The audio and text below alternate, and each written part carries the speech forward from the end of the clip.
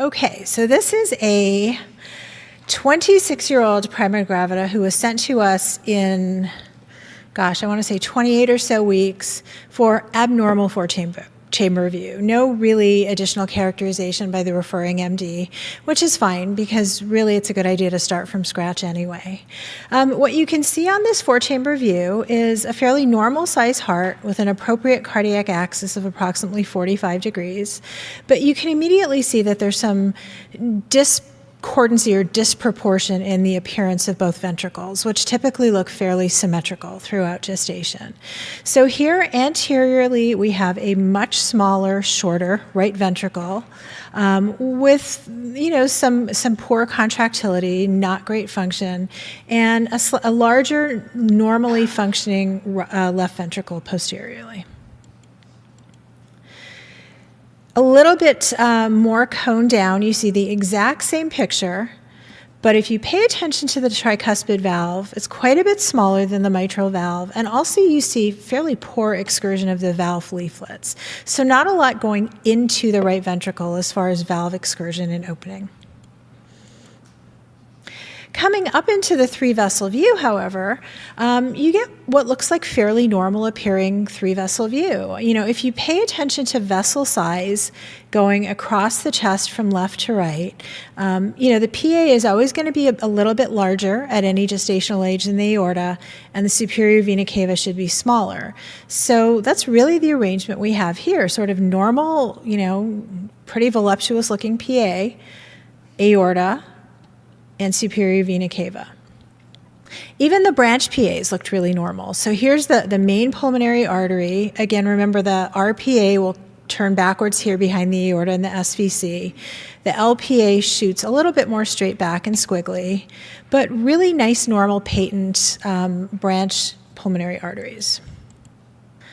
But if you pay attention really closely and look at the pulmonary valve leaflets, you see here that there's really no opening or closing to the pulmonary valve.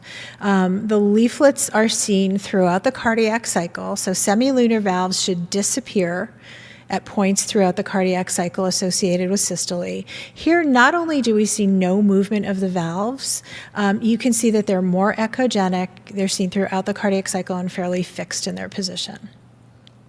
So even though we have a really normal to large size main pulmonary artery, we have functional pulmonary atresia here.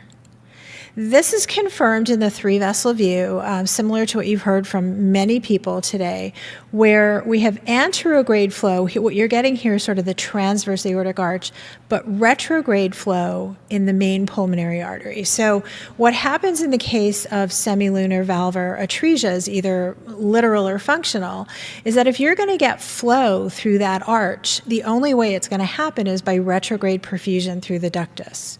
So here, the way the main pulmonary artery is filling, and in this case quite robustly, is by retrograde ductal perfusion.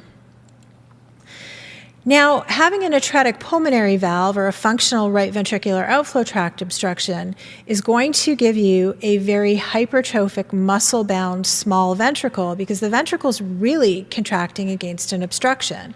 So in order to look for ways to decompress itself, you have to think of where else that flow is going to go. So not uncommonly, there's quite significant tricuspid regurgitation associated with this disorder.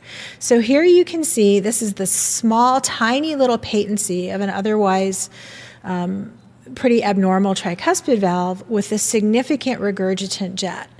Now, when we look for regurgitation or things in obstetrics and gynecology and even, just doing standard fetal echoes, it's uncommon when you're doing normal fetal echoes that you run into regurgitant jets of velocities like this.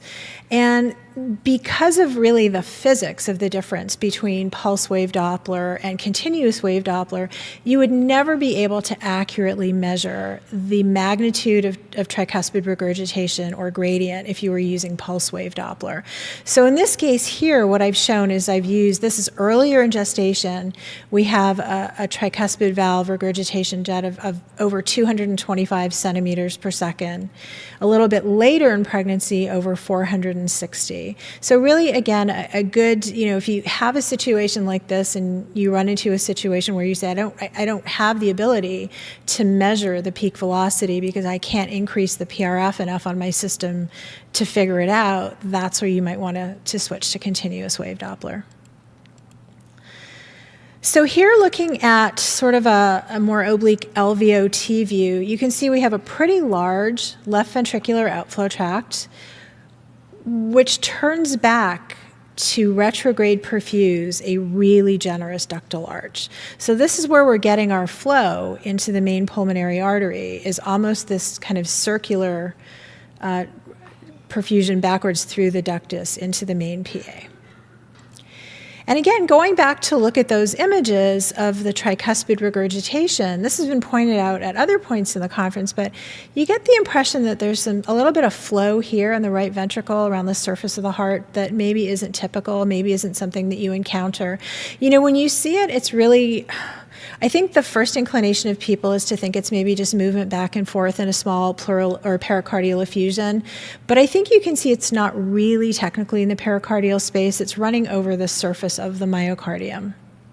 So let's just go over a couple of the features that I talked about. This is a case of pulmonary atresia with intact ventricular septum, which really leads to the phenomenon of a hypoplastic right ventricle.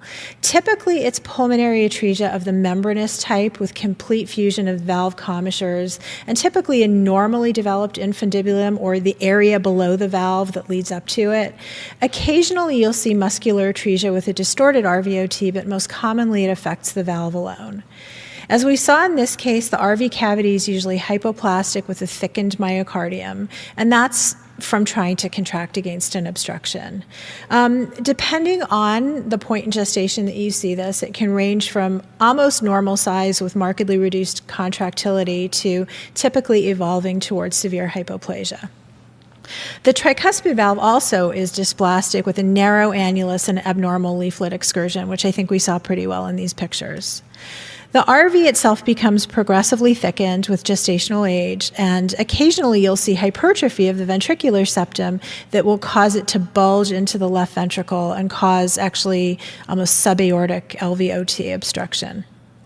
The diagnosis of PA-IVS is confirmed by visualizing that the pulmonary valve does not open and close and the main pulmonary artery. Now, the reason this case is a little bit different is that typically the MCA is small or hypoplastic. In this case, the retrograde flow is so abundant that if you just look at the three-vessel view, you wouldn't really immediately attribute the pathology to the pulmonary valve or pulmonary artery. Eventually, due to high pressures, there's lack of adequate filling of the right ventricle, which leads to severe holosystolic TR and a monophasic inflow pattern, which I did not demonstrate with these pictures. And again, as I noted before, the PA is filled retrograde in late systole via the ductus. One of the things that we picked up in this case, which I think we have some nice imaging for, is one of the major associated findings, which is anomaly of the coronary circulation, I think discussed by Dr. Reichik a little earlier in the conference, called a ventriculo-coronary arterial communication, or often called a coronary sinusoid. And that's present in about a third of the cases. Here's a good picture, actually, from Alfred's recent textbook that I think illustrates this nicely. Without sinusoids or fistulae, you have a hypoplastic muscle-bound right ventricle where egress from the ventricle is largely in the form of tricuspid atresia or tricuspid regurgitation. When the ventricle is so high pressure, you may develop these fistulae through typically the apex of the myocardium into the coronary circulation itself, which really contributes to, if you think about it, retrograde circulation in the coronary arteries. Typically, they're fed from where they originate on the aorta and supply the myocardium leading downwards. Here, we have retrograde circulation going upwards. And what this creates postnatally is coronary circulation that's dependent on the right ventricle. So here you can see, using the color signal, that the flow is from the apex of the heart, where the sinusoid or ventriculocoronary anastomosis starts, and then coming back this way towards the origin of the coronary arteries in the aorta. And this is, I think, a really neat glass body rendering of this, which shows really a non-filling, high-pressure right ventricle, a patent aortic arch with retrograde flow into the ductus, and then these coronary anastomoses or ventriculocoronary vessels running along the surface of the heart. So I think, moral of the story with a case like this is, without the use of color flow, you probably would have interpreted a 3-vessel view and the patency of the vessels is normal. So even though something is in normal size, it doesn't mean there isn't pathology before it or some perturbation to flow. And the use, I think, of continuous wave Doppler if you feel like you've maxed out your pulse wave scale. Okay, thank you.